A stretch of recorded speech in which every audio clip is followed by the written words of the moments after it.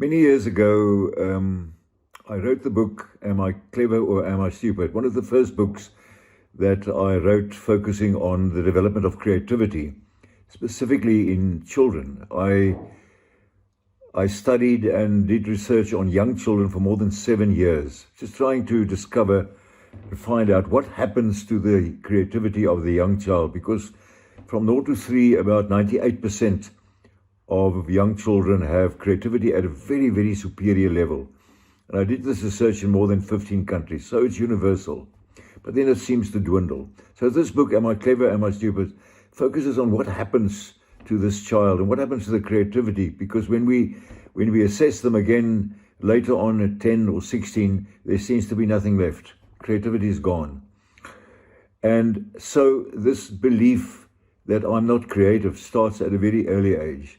And also the belief that I'm just average or I'm stupid also starts at a very early age. And these beliefs then dominate. A child who believes at the age of 7, 8 or 9, I'm just stupid. I got 10 out of 20 or 8 out of 20 for a test on the capitals of Europe. I mean, who cares in any case? But then they start believing that I'm stupid. And that is then perpetuated. And they live that way. And eventually they also die that way. Now the wonderful truth is this, that you can reverse that at any time, because it's nonsense. These beliefs are all absolutely nonsense. It's got nothing to do getting 8 out of 20 for a test. It's got nothing to do with clever or stupid. But people believe that. And so the words of Paul Thomas, my wonderful mentor, who said that, remember, creativity is teachable and learnable. So rich brain, to develop a rich brain is teachable. It is learnable. And this is a sort of follow-up, rich brain, poor brain, of what we did and the research we did in Am I Clever, Am I Stupid? Because it's so true that you develop this poor brain about yourself and about your wealth and about everything else, the poor brain. And again, you base your whole life on this poor brain kind of thinking.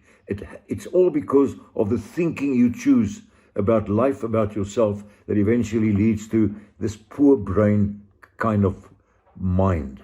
And so what we did in our program, this Dr. Shay Rutherford and Wouter Snyman and myself, we wrote this book and also developed a program on how you can move from this poor brain kind of thinking, this poor brain kind of self-defeating thinking about yourself, to developing a rich brain.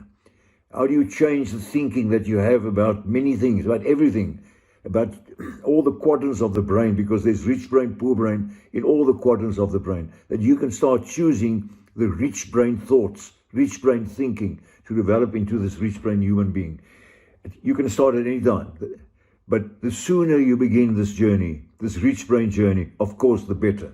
So I encourage all children, primary school and high school, to start this journey, to kind of get this passion, this sort of courageousness that this is the journey that I want to undertake, and join us.